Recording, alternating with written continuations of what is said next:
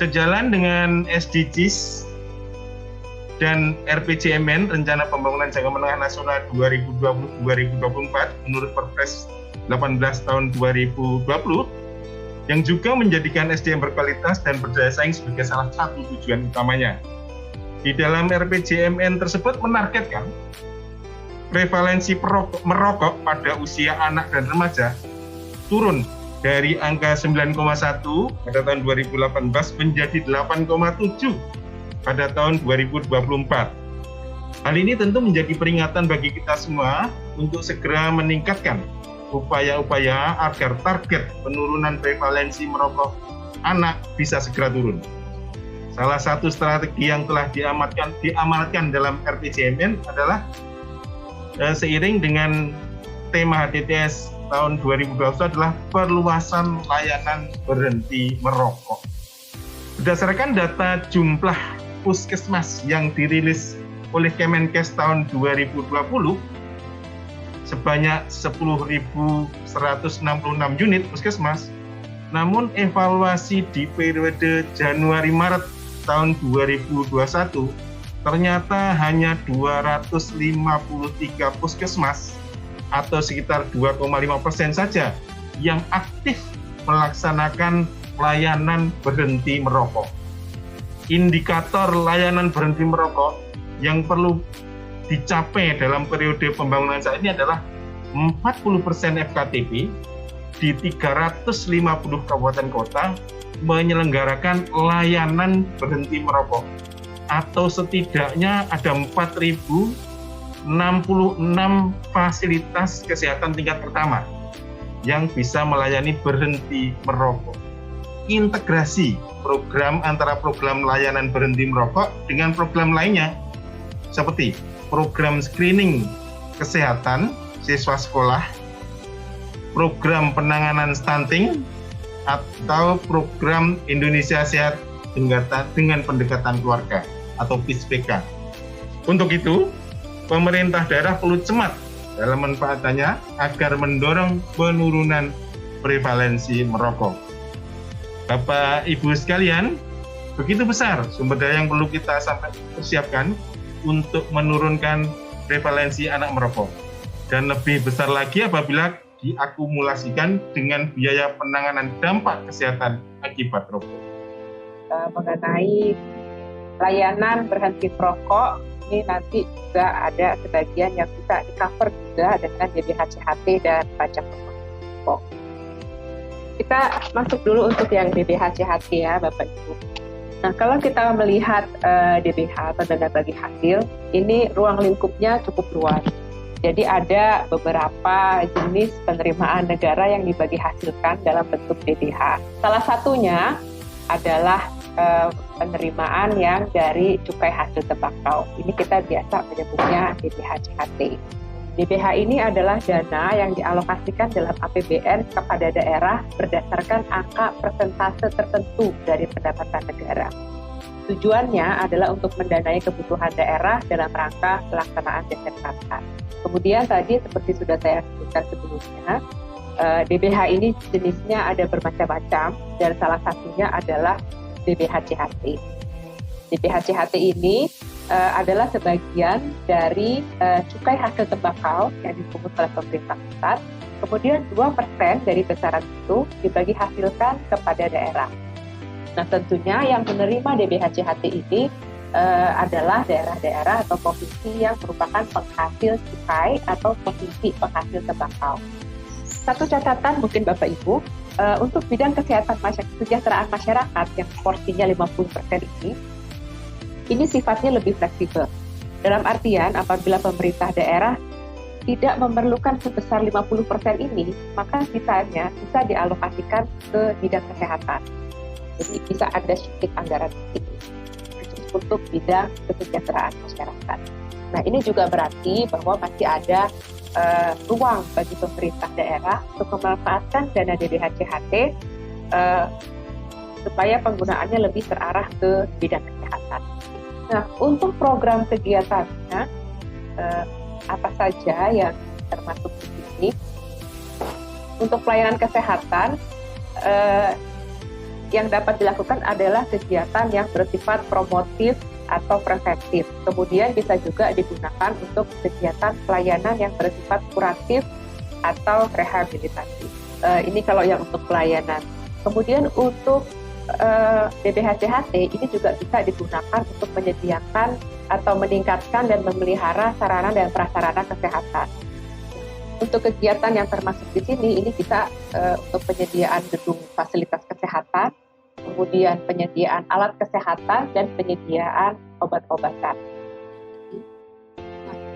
Baik Bapak Ibu, jadi ini ada beberapa key message mungkin yang perlu disampaikan tentang penggunaan DBH, CHT, dan pajak rokok, khususnya untuk mendukung kegiatan layanan berhenti merokok.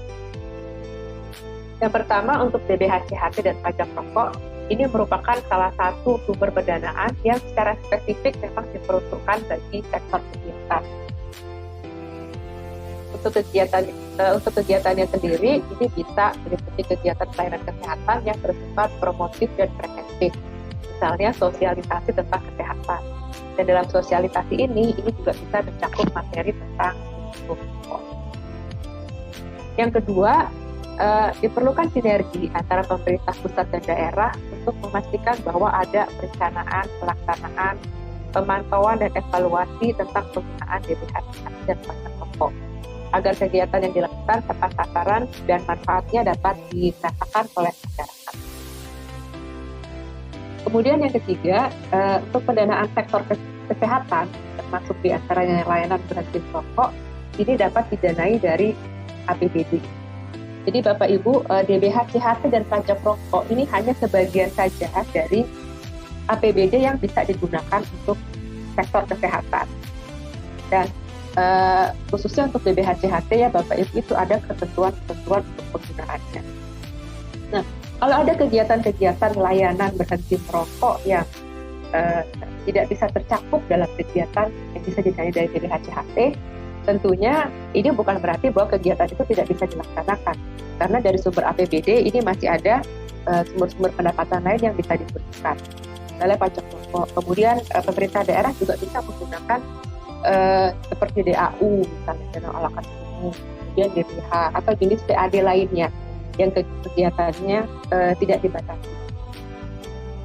Jadi alternatif untuk pendanaan kesehatan ini sudah cukup luas kalau kita bicara dari sisi pengelolaan APBD. Nah, ini juga tidak terlepas dari penetapan fungsi belanja kesehatan di APBD yang ditetapkan sebesar minimal 10%. Nah, 10% ini kan sumbernya bisa macam-macam ya Bapak Ibu, DBH, CHT, pajak rokok, yang lain-lain juga bisa masuk di sini. Ini berarti bahwa pemerintah daerah dapat memiliki sumber daya keuangan yang konsisten, dan ini bisa dilakukan juga pemanfaatannya untuk meningkatkan layanan kesehatan. Nah, kalau kita melihat tingkat kepatuhan dari pemerintah daerah saat ini sebagian besar sudah memenuhi syarat minimal 10% belanja untuk kesehatan. Bahkan sudah sebagian besar juga melebihi dari 10% ini. Nah, memang ke depannya Bapak Ibu, kebutuhan untuk sektor kesehatan memang kalau kita melihat trennya di beberapa negara yang sudah lebih maju, kebutuhan untuk sektor kesehatan itu kecenderungannya akan naik terus karena usia harapan hidup meningkat. Jadi makin banyak pelayanan kesehatan yang diperlukan masyarakat. Nah, ini juga perlu diantisipasi oleh pemerintah daerah. Dan saya kira layanan untuk berhenti merokok ini merupakan suatu langkah yang sangat penting supaya kita bisa menjaga kesehatan masyarakat dari awal. Karena tadi juga disebutkan ternyata banyak anak-anak yang sudah mulai merokok dalam usia yang sangat muda. Ini kalau terus berlanjut tentunya akan membuat biaya kesehatan yang lebih besar pada saat anak-anak ini beranjak dewasa dan menjadi lanjut usia, nanti akan semakin besar resiko kesehatannya. Dan ini juga berarti semakin besar pula biaya untuk pelayanan kesehatan yang perlu dikeluarkan oleh pemerintah. Jadi saya kira ini merupakan langkah yang sangat penting untuk kita bisa semakin fokus pada upaya-upaya pencegahan dan penanggulangan bahaya merokok dan penyakit. prevalensi merokok anak saat ini berada di posisi 9,1%. Tadi sudah disampaikan Pak Agus di awal, dan prevalensi ini meningkat. Ya, harapan kita menurun menjadi 5,4 di 2019, malah ini meningkat menjadi 9,1%. Nah, apabila kita tidak melakukan intervensi yang sifatnya inovatif atau reform, ini kami memprediksi atau mengestimasi prevalensi merokok anak ini akan meningkat menjadi 15,95%. Artinya ada sekitar 6,8 juta anak kita usia 10-18 tahun akan merokok di 2030. Jadi selain bahwa rokok itu adalah faktor risiko terhadap penyakit tidak menular, perokok juga memiliki risiko besar terhadap penyakit-penyakit menular yang berhubungan dengan pernafasan. Yang pertama, tentu saja dari kita harapannya nanti seluruh kabupaten kota ini mampu memberikan layanan berhenti merokok. Mengingat keinginan dan kebutuhan tadi cukup tinggi ya, tadi 8 dari 10 ingin berhenti merokok saat ini juga. Nah, ini cakupan ini harus kita perluas gitu, dan bisa keinginan kita adalah seluruh kabupaten kota nanti mampu melayani ini. Lalu mencoba menjawab dari kegiatan ini, yaitu bagaimana mewujudkan kerjasama sekolah dan juga puskesmas dalam melakukan screening kesehatan peserta didik. Program UKS ini itu dasar hukum utamanya adalah dari peraturan bersama 4 menteri tahun 2014 yang terdiri atas 4 kementerian, yaitu Kemdikbud, Kementerian Kesehatan, Kementerian Agama, dan juga Kementerian Dalam Negeri. Program UKS ini adalah bagaimana meningkatkan mutu pendidikan, itu paling utamanya, dan juga bisa meningkatkan prestasi belajar peserta didiknya.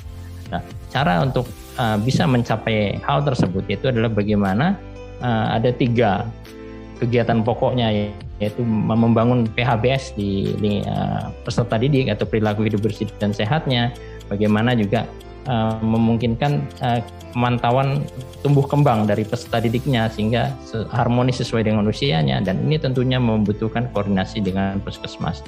Lalu juga bagaimana sekolah tersebut bisa secara mandiri menciptakan lingkungan pendidikan yang sehat sehingga sekolah tersebut asri, nyaman, dan nyaman untuk digunakan peserta didik untuk sekolah.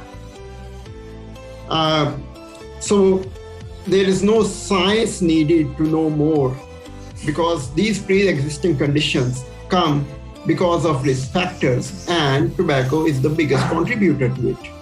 So even by default, if we don't have to go into the research to find out, does really tobacco matter in the COVID?